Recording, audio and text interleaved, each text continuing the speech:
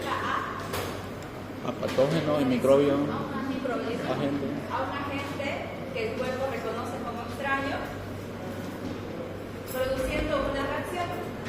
En esta reacción vamos a ver que van a participar. ¿Qué cambios hay? Vasculares, celulares y algunas proteínas que van a actuar como, se le llama citocina. ¿Ya? Entonces, así a forma de resumen, ustedes ven el esquema en el Robbins. Estas son células normales, ¿verdad? Que aparecen los microbios. Ustedes saben que en la sangre tiene células, ¿verdad? Células de la serie roja y de la serie blanca. La serie blanca es la que se encarga de lo que es las defensas. Entonces, pónganle que estas células se dividen en células presentadoras de antígenos o aquellas que reconocen al cuerpo extraño. Lo reconocen y van a llamar a otras células para que estas vengan y tengan refuerzo. Ahora, poniendo un ejemplo, sería como, ustedes ven que hay regentes en la universidad, ¿verdad? Hay seguridad. Pónganle que ellos son estas células, son el macrófago, la célula dendrítica y el mastocito. Ellos reconocen a una persona que se ve sospechosa. La reconocen, pero si se dan cuenta, ellos son poquitos, ¿no ven? Entonces, ¿ellos qué es lo que hacen? Llaman a otras personas, ¿no ven? Entonces, es lo mismo que sucede con las células. Van a reclutar más leucocitos que ellos, para ir, todavía se tienen que activar.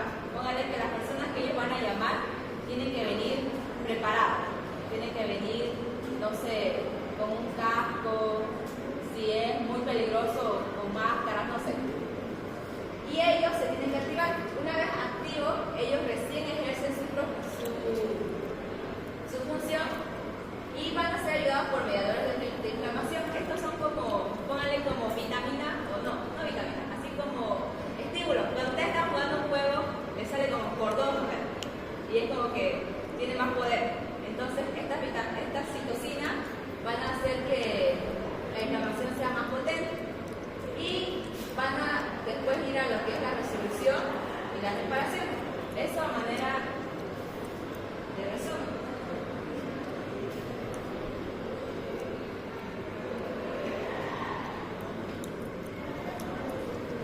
Ahora, ¿por qué le marqué con rojo esto? Hay una pregunta del doctor que es esta. Dice, cite los 5 pasos secuenciales de la respuesta inflamatoria. ¿Alguien sabe cuáles son? Reconocimiento, reclutamiento, eliminación, regulación y luego reparación.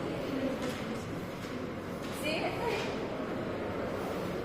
Eso es como en palabras, pero está en esta parte. Primero es el reconocimiento. ¿Reconocimiento de qué? Del agente nocivo. Después, ¿qué dice? Reclutamiento de leucocitos. Es el segundo paso. El tercer paso, activación y eliminación, está bien. Y el cuarto paso sería la reacción es controlada y el quinto paso que sería la reparación. ¿Ya?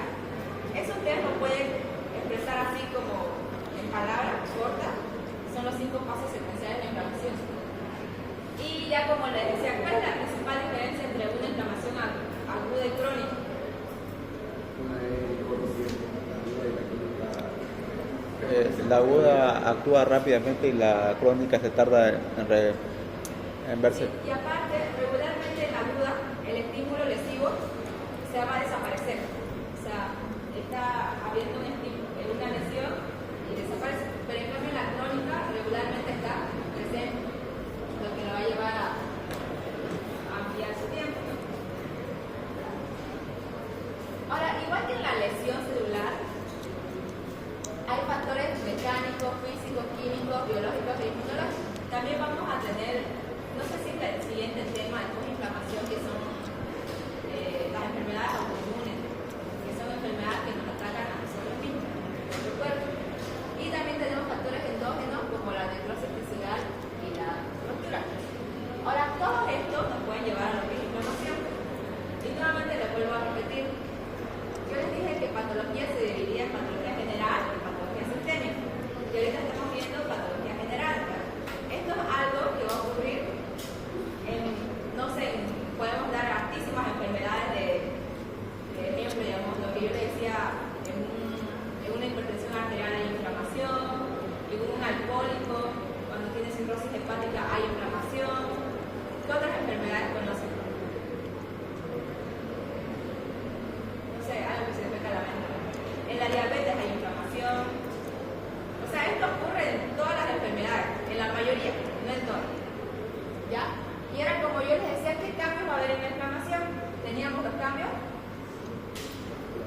vasculares, celulares, y también vamos a estudiar los mediadores celulares y los mediadores plasmáticos. En sí la diferencia entre estos dos es simplemente que uno está en la célula, o sea que está en las células de la sangre o en las células que rondean por los tejidos, y la otra se encuentra en el plasma, así como proteína ya hecha. ¿Ya? Ahora vamos a ver los cambios vasculares. Ustedes han llevado histología, así que saben que los vasos sanguíneos están formados por endotelio, ¿no ves? Y estas células endoteliales están así juntitas.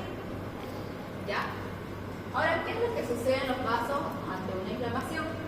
Lo primero que vamos a hablar es una vasodilatación. ¿A qué se refiere vasodilatación?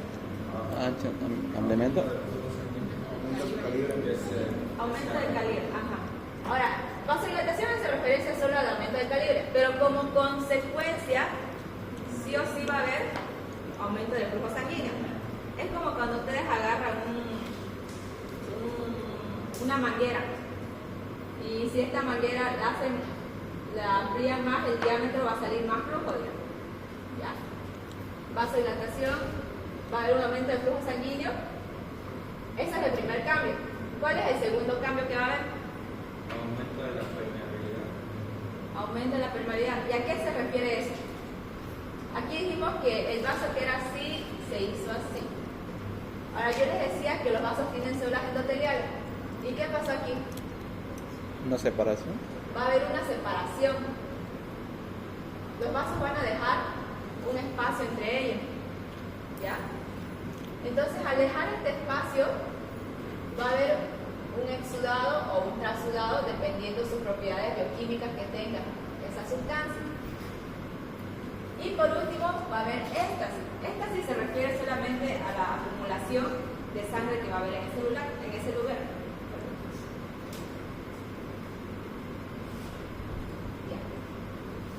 Ahora vamos a dividir la hiperemia, que es simplemente el aumento del líquido en ese lugar, en una hiperemia activa y en otra pasiva.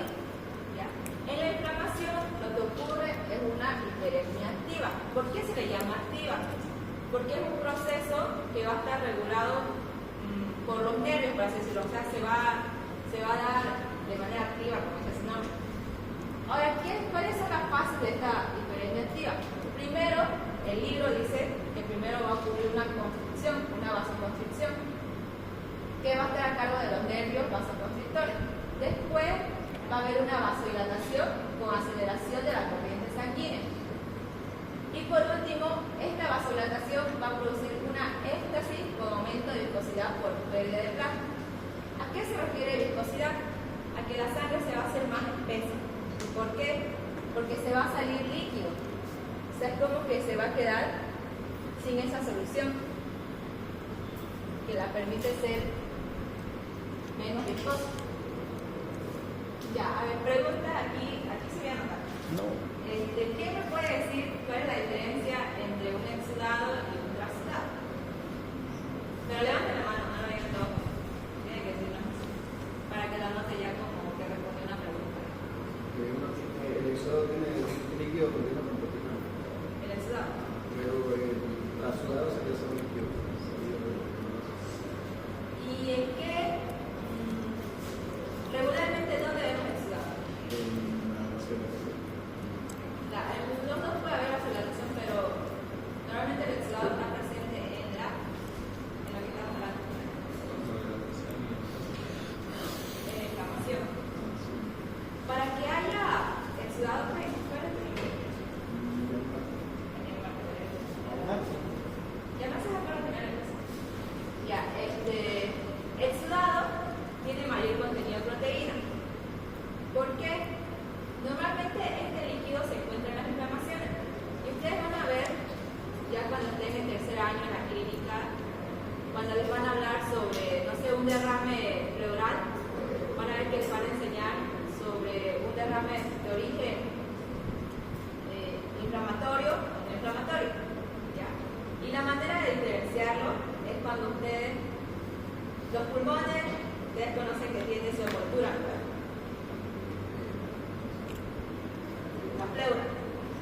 La pleura, ya. Entonces, en la clínica, nosotros aspiramos ese líquido, ese derrame que hubo entre la pleura y el pulmón, y lo llevamos a bioquímica. O sea, y ahí hacen un estudio de ese líquido, y si ese líquido tiene mayor contenido de proteínas y tiene enzimas como la LDH, que son enzimas inflamatorias, decimos que es un líquido inflamatorio, que es un exudado. ¿Y para qué nos sirve? Hay patologías que van a producir un derrame pleural inflamatorio, como la tuberculosis o como una neumonía. En cambio, hay otras patologías que nos van a producir un derrame pleural no inflamatorio.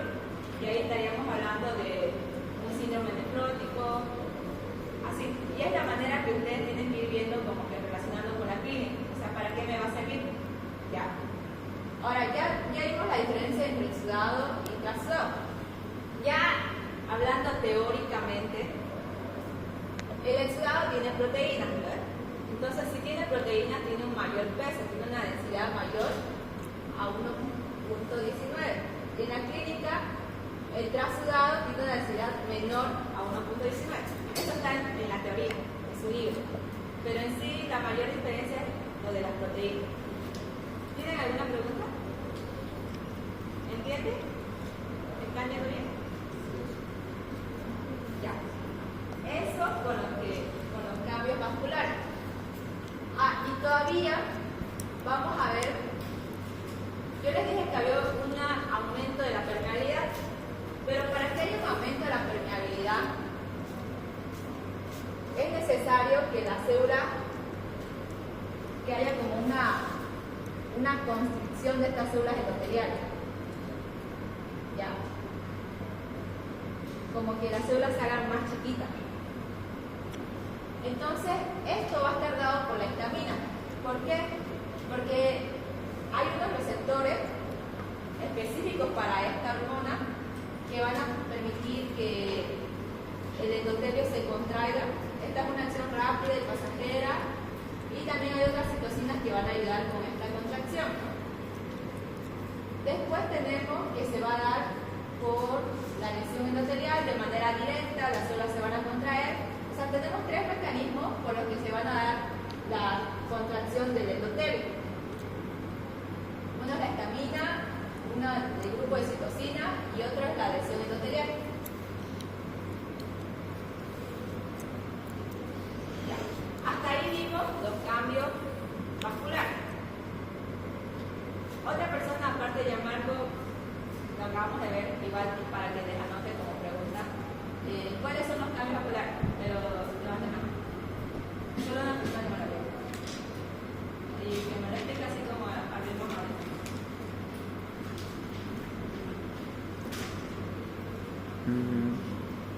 Lo que acabamos de hablar. Cambios vasculares, ¿no? Ajá, sí leer.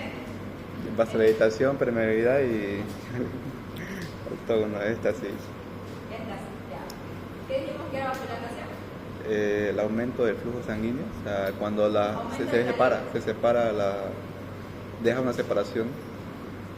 No, vasodilatación era el aumento del calibre.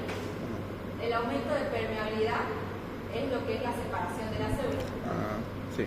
Y esta sí es que hay más Acumulación de sangre. acumulación de sangre o más flujo sanguíneo. Sí. Ya, está bien. ¿Cómo se llama? Miguel. Ya. Ahora vamos a entrar a los cambios celulares. ¿Ya? Entre los cambios celulares vamos a ver primero lo que es el reclutamiento de los leucocitos a los sitios de infección y lesión. Esta es la teoría, pero en el Robin es así. Y esto es más fácil de explicar así. Primero van a tener que las células están en la sangre, están en las arterias, y estas van, por así decirlo, en el medio, o sea, van en el centro. O sea, si esta es mi arteria, mis células van aquí al medio. ¿Ya? Ahora resulta que para reclutar, primero tiene que haber una marginación, rodamiento y adherencia al endotelio. ¿Qué es lo que está sucediendo aquí? Esto es esquemático, porque esto es microscópico. O sea, este es el leucocito que está yendo al medio, tiene que marginarse, tiene que irse al lado de la pared, tiene que empezar a rodar y se tiene que adherir. Ahora, para esto, ellos se tienen, por así decirlo, tienen que expresar unos receptores que tienen que encajar con los receptores del endotelio. Aquí es cuando ya se está dando el rodamiento. ¿Por qué? Porque todavía sigue, póngale que bajó la velocidad, pero que se está agarrando de la pared. Y después está la adhesión. Aquí ya se fija. Y esto, regularmente, los receptores encargados de esta mayor fijación, que es la adhesión, son las integrinas. Ya. Primero tenemos eso. El primer cambio celular que se da es el reclutamiento de los leucocitos con el primer paso. Vimos lo que era el primero. Ahora nos vamos a ir a lo que es la migración del endotelio a la adhesión. O sea, ahorita estamos aquí.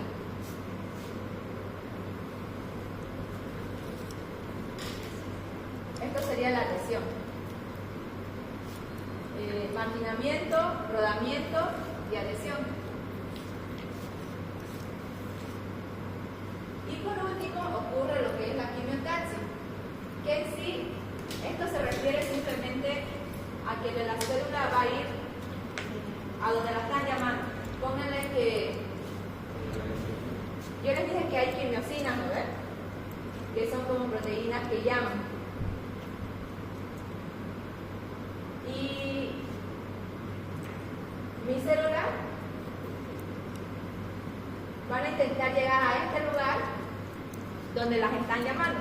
Eso se refiere a quimiotaxia. ¿Qué es lo que está ocurriendo aquí? Ahí están las quimiosinas y las células están migrando. Eso es el primer proceso. En el segundo, tenemos que mis células ya están en el lugar, ya están en el sitio de lesión.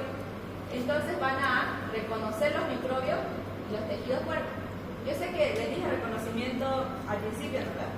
Pero esto está hablando de las células que fueron reclutadas, o sea, de las células que están llegando al sitio de lesión. ¿Y cómo van a reconocer a estos microbios? Se pueden unir directamente al microbio, unidos a proteína G, o los microbios pueden estar como opsoninas, que son, póngale que los marcan a los microbios para que ellas vengan y los reconozcan, o por citocina. ¿Cómo pueden reconocer mis leucocitos al microbio? Acá no especifica eso. Acá directamente está yendo y está reconociendo el microbio. Y por último, aunque ya está a punto de comerse más. Y por último tenemos la eliminación de los agentes lesivos. Y a esto se le llama fagocitosis, que es cuando la célula empieza a fagocitar, a comerse al microbio. Ahora, esto igual se los puse con rojo, porque esto igual es algo que preguntó el doctor. Dice, ¿cuáles son los pasos de la fagocitosis? Ya, o sea, en el lugar cuando la célula está frente al microbio, y es como que repetitivo, ¿no? Porque dice que primero lo tiene que reconocer y tiene que unirse. Ese es el proceso bioquímico que tiene que ocurrir. La célula primero reconoce al microbio y se une a él.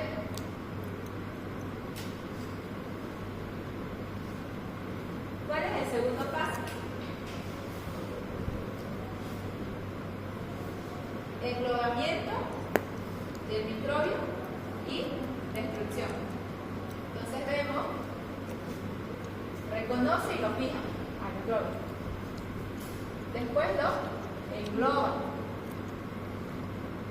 Y por último, bueno, esto ya tiene otro proceso, pero la última secuencia es la degradación. Entonces, ¿cuáles son los pasos de la fagocitosis?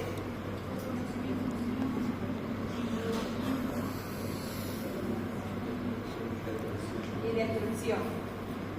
Ahora, aquí ya hablando más a detalle, está en su libro más largo y más detalloso. Ustedes saben que la célula está compuesta por organelas, siempre hablamos de eso. Y tenemos lo que es la lisosima, o el lisosoma por encima. Este lisosoma tiene enzimas, y las enzimas se encargan de acelerar los procesos bioquímicos, ¿ya? Entonces, una vez englobado el microbio, se va a formar uno solo con el lisosoma, ¿ya? Estas enzimas que están acá van a ayudar a la destrucción. Y ahora ustedes se acuerdan que yo decía que las especies activas de oxígeno, ¿se acuerdan? Que nuestro cuerpo las está produciendo de manera fisiológica. O sea que no es algo malo, pero lo malo es cuando se acumula. Ahora, un ejemplo del uso de estas especies reactivas de oxígeno es en esta ocasión, en las que van a ayudar a destruir al microbio. Y va a haber otras enzimas más, como la mieloperoxidasa, si mal no recuerdo, que me van a ayudar en esta función. También el óxido nítrico y también esta enzima.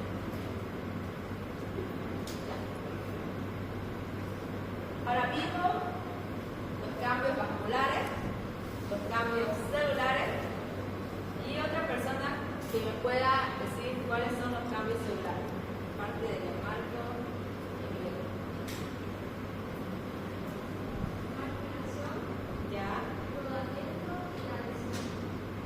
Ya, esa es la parte, en la primera parte, ¿verdad? Que sería el reclutamiento de los tóxicos. ¿Está bien? ¿Está bien?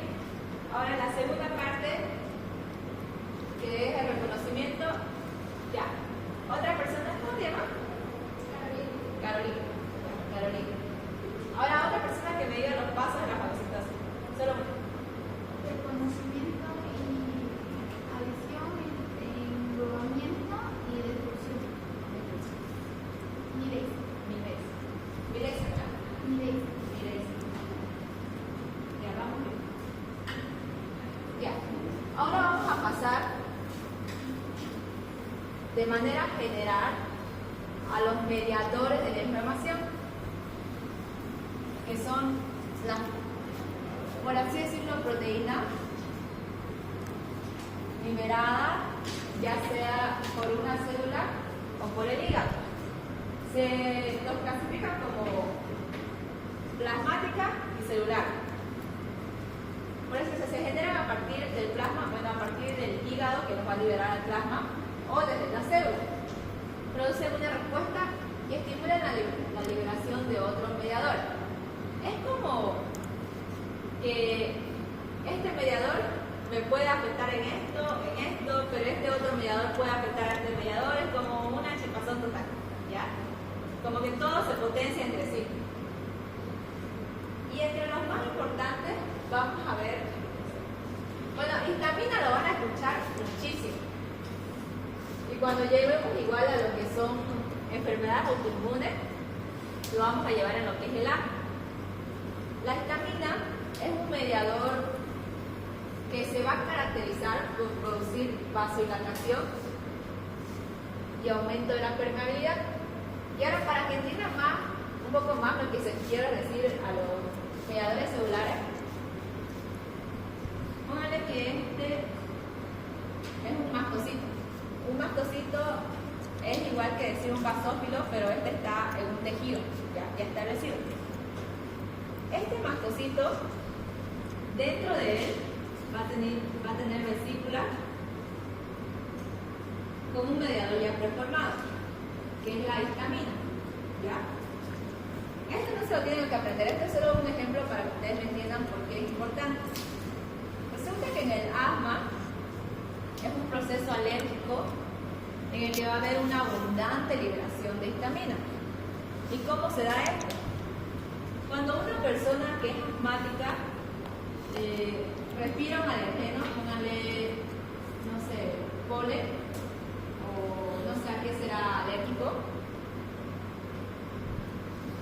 Lo primero, bueno, esto, póngale que primero tiene que sensibilizarse, o sea, primero tiene que tener anticuerpos contra ese alergeno que va a respirar.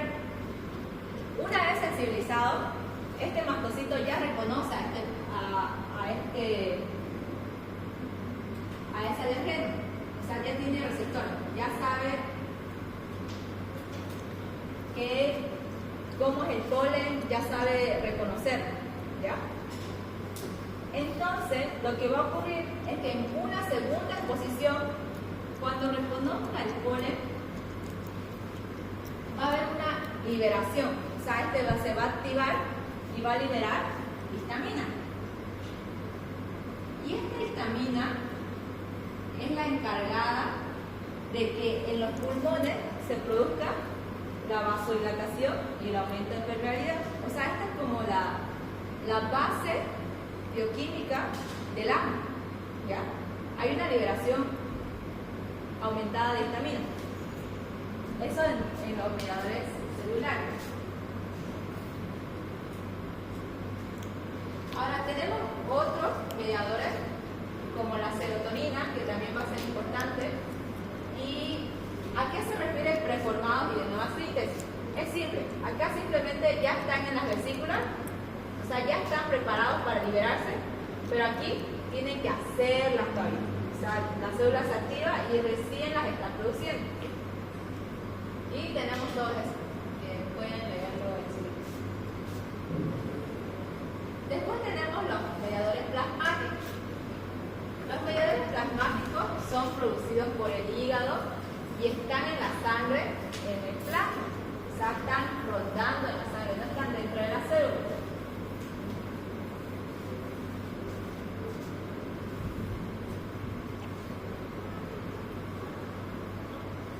Y aquí vamos a encontrar algo importante que es el sistema de complemento. ¿Qué han avanzado el sistema de complemento con esto? ¿Sí? ¿Han escuchado algo sobre el sistema de complemento? Más o menos. ¿Nada? Proteínas. Son proteínas que se van a encontrar en la circulación, por eso son plasmáticas. ¿Ya? Y también tenemos los sistemas de coagulación y la cenina y ya, la bradicinina también es importante. La bradicinina es un vasodilatador, igual va a estar muy indicado en lo que es la fisiopatología del colon. Ya cuando lleguemos a eso igual vamos a ir más profundo. Ya. Dice, el sistema de complemento es un conjunto de proteínas solubles y receptores de membrana que funcionan fundamentalmente en defensa del anfitrión contra los microbios y en reacciones inflamatorias patológicas. ¿Cuántas vías de activación del sistema de complemento hay?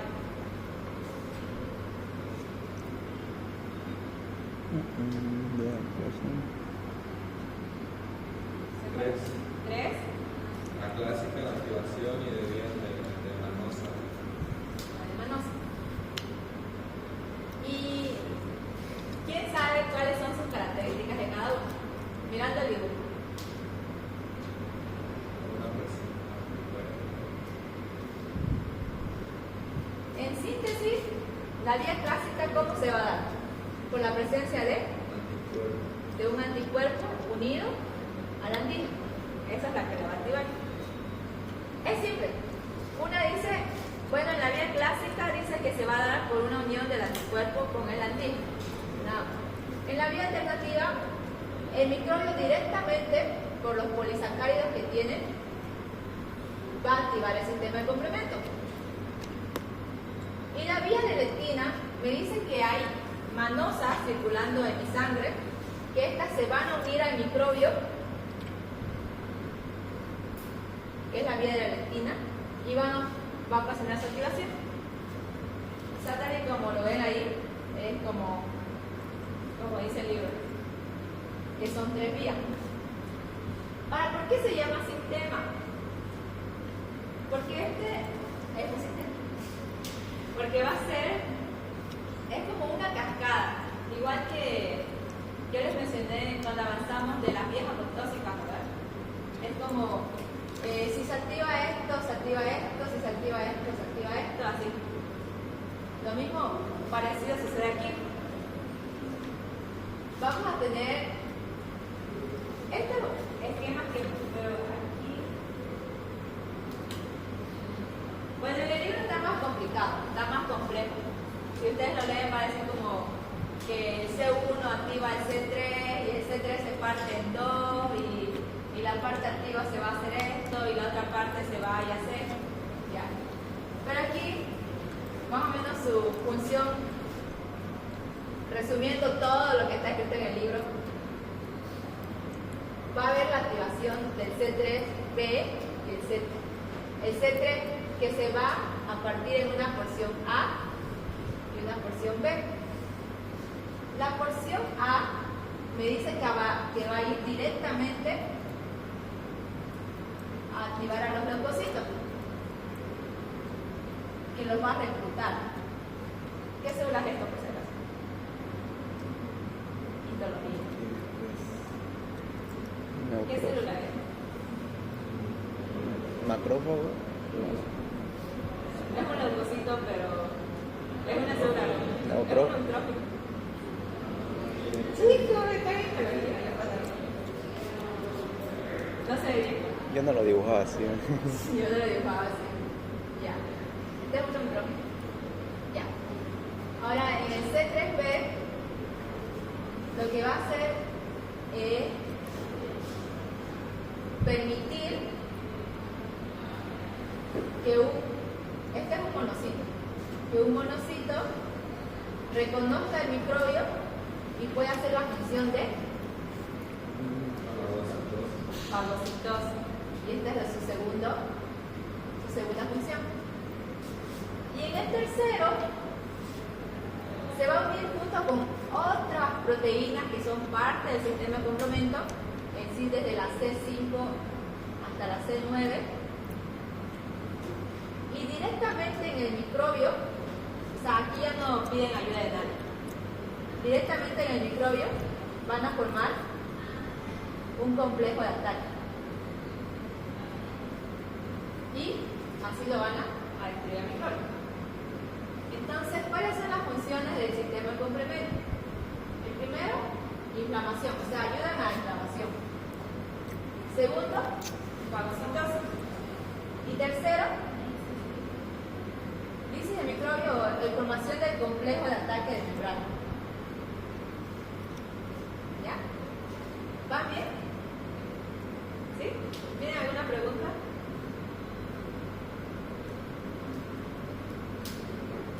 Sí. Ahora aquí de manera con letra, el otro era con dibujo. Y yo les decía que en el libro dice, o sea, qué proteína se va a activar, con qué se va a unir, pero la unión de todos, o sea, la vía común de todos es activar la C3. Ahora, esta C3, nuevamente, tiene una porción A y una porción B. Y la porción A me va a activar la inflamación, la porción B me va a ayudar con la fagocitosis. Y la otra parte que se puede ir es que complemente el complejo de ataque a la membrana.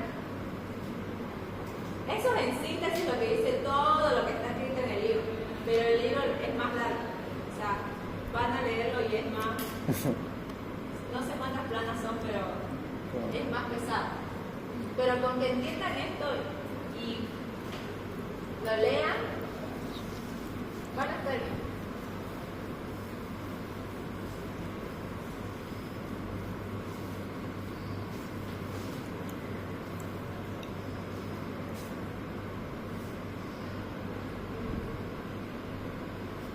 Después tenemos lo que es el sistema de simina. Este sistema de simina tiene que ver con la bradicimina, específicamente.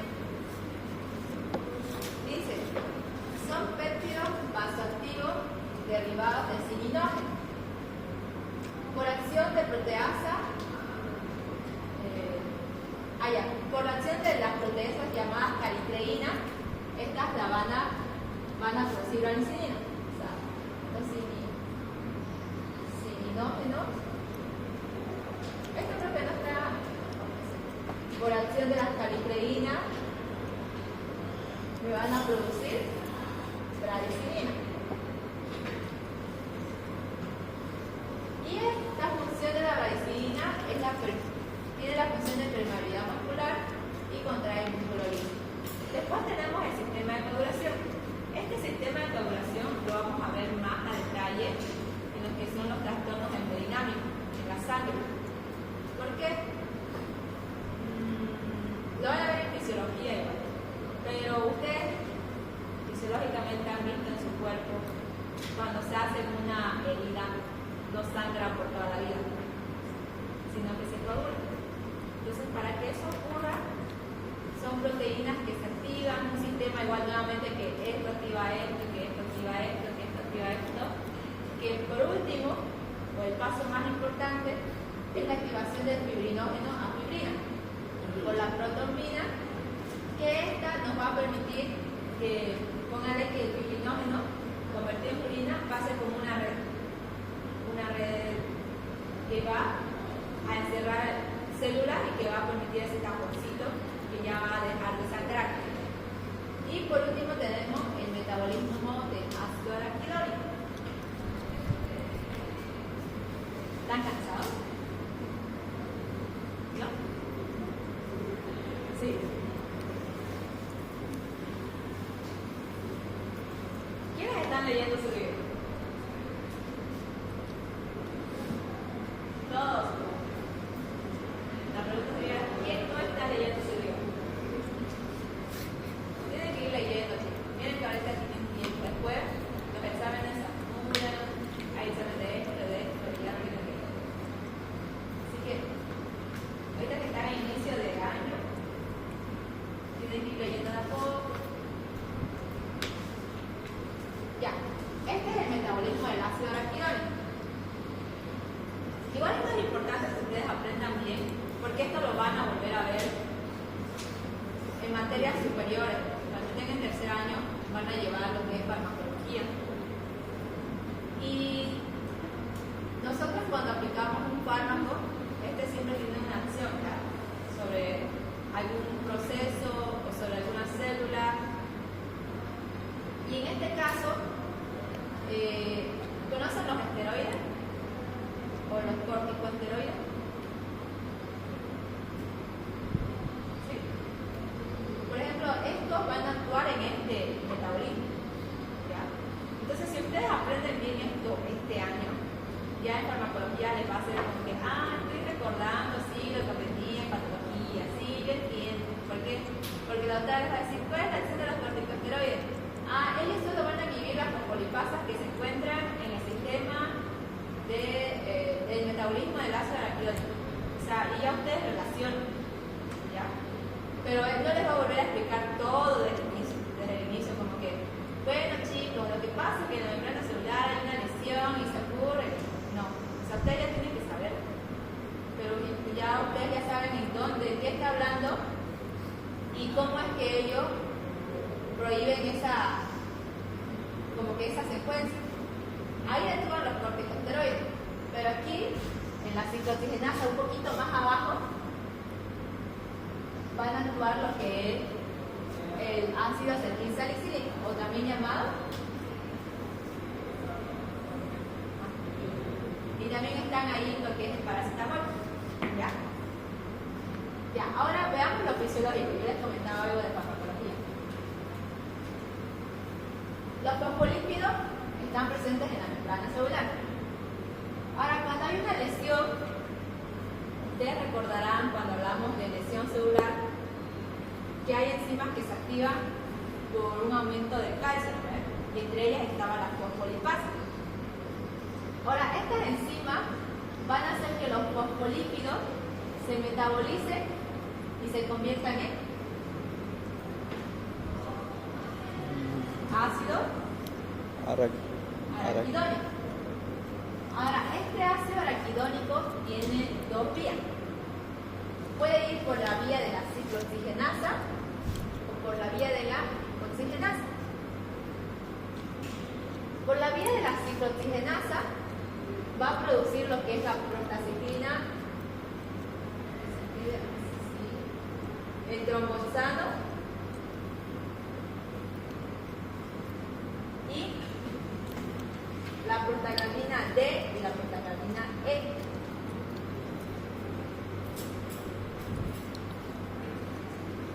Ahora, si se dan cuenta, estos dos causan vasodilatación. Pero el de aquí, el tromboxano, va a causar vasoconstricción. Y también va a ayudar a la agregación plaquetaria. ¿Ya? Este es como al que le tienen que tomar atención, al tromboxano, porque es muy preguntado, o sea, es muy visible que hace algo diferente a las demás. Ahora, la lipoxigenasa, yo me acuerdo solo porque lleva la L, entonces si es L, produce el leucotrieno. Ahora, entre los leucotrienos pueden estar el leucotrieno A, el C, el D y el E, y todo 4, 4, 4 y 4. Y estos van a actuar nuevamente haciendo permeabilidad, pero también van a producir tromboespasmo. Y esto también va a estar presente en lo que es el asma. ¿Por qué? Porque un paciente asmático, cuando tiene sus crisis asmáticas, ¿qué es lo que pasa? Hay una broncoconstricción, ¿verdad? Los bronquios que tienen músculo liso se comprimen, pero los vasos sanguíneos se dilatan, ¿ya? Y ya esto no es tan importante. A ver si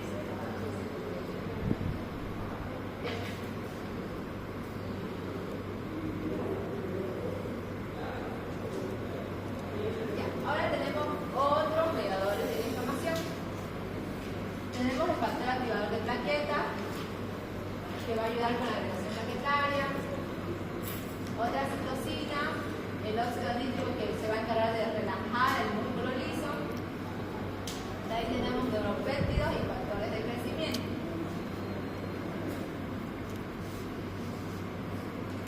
Ahora, ¿por qué igual se los encerré esto? No lo puse, pero hay una pregunta que dice, de todas estas citocinas, todas participan en la inflamación aguda, excepto, ustedes tienen que cerrar la que no participa en la inflamación aguda. Esa es una pregunta que me acuerdo que vi. ¿Ya? Entonces, esto nuevamente es leyendo, es memoria, porque ustedes tienen que saber el factor de necrosis tumoral. Estimula la expresión de moléculas de adhesión endotelial. La interleucina 1, similar al factor de necrosis tumoral. Y ahí están las principales fuentes. Entonces, que se sepan su función y más o menos en qué proceso participan, yo creo que es suficiente. Pero si se dan cuenta, son muchos numeritos y eso. Pero para que lo tengan. Y este sería como el esquema que seguro el doctor les mostró. Bueno, ya sería como recapitular. Primero, una lesión, que puede ser endógena o exógena. Ahora, dijimos que puede evolucionar a una resolución si la inflamación es aguda, en la donde va a haber una eliminación de esa lesión, o sea, de ese agente extraño, que se van a sustituir las células lesionadas y que la función va a volver, o sea, va a volver todo a ser normal, que sería la primera opción que puede ocurrir. La segunda opción es que haya una lesión, haya una destrucción de la célula y que termine en fibrosis, que quiere decir cicatrización por el aumento de la fibra de colágeno. y hay una pérdida de la función. La tercera resolución que puede haber es la formación de absceso. Nuevamente hay una lesión y vienen los neutrófilos, todos los neutrófilos reclutados, hacen la guerra contra el microbio y todas esas sustancias muertas, pónganle estos neutrófilos muertos, los microbios todos muertos, se van a colectar y van a hacer lo que es, o lo que llamamos pus, es absceso. Esa es la tercera opción. Y la última opción es que haya una inflamación crónica. En la inflamación crónica, regularmente tiene que haber una lesión persistente, es decir, que está presente nuevamente, el microbio sigue ahí, que siguen haciendo daño en ese lugar. Y esta se va a caracterizar por una androgenia, un infiltrado de células mononucleares. Ya la siguiente semana, cuando hablemos de inflamación crónica más, vamos a poder hacer como una diferencia entre la inflamación aguda y la inflamación crónica. Y también se va a caracterizar por una fibrosis.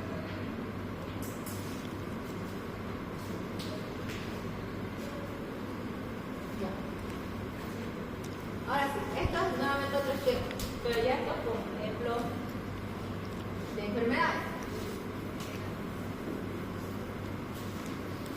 Vamos a tomar primero la regeneración hepática. ¿Por qué se caracteriza el hígado, dijimos? Por ¿Se acuerdan regenerar. en la adaptación celular? Cuando él sufre una lesión, No se puede recuperar. se puede regenerar. Entonces aquí me dice que ante una lesión aguda, a pesar de que haya muerte de células, ustedes saben que las células tienen una membrana basal, ¿verdad? Mira. Y que aquí arriba hay células. Entonces dice que cuando las células solo se dañan hasta acá, póngale esto, y da el ejemplo del hígado, estas pueden volver a regenerarse, que sería el primer resultado de inflamación, ¿no? Que es la resolución con una función normal, o sea, como si nada hubiera ocurrido, que es la regeneración hepática. Y también acá nos da otros ejemplos, cuando son las heridas superficiales, cuando hay una resección del exudado de una neumonía lobar, o sea, en esto va a haber una resolución con una función normal. Ahora, hay en otra ocasión en la que puede haber muerte de la célula, pero en esta muerte celular va a haber fibrosis, que era la tercera, si no recuerdo. ¿Y qué ejemplo nos da? Que yo siempre les digo, el infarto del miocardio. Las células del corazón no son capaces de regenerarse. Es decir, una vez que ellas murieron, ya no se van a crear nuevas células miocárdico, sino que se va a haber Muerte celular. fibrosis. Y ese tejido fibrótico no puede sustituir la función de las células anteriores, porque no está adaptada a eso. Es como que las células eran musculares y eran así, o sea, se podían bombear la sangre, pero este tejido fibrótico es duro, ¿ya? Y por último tenemos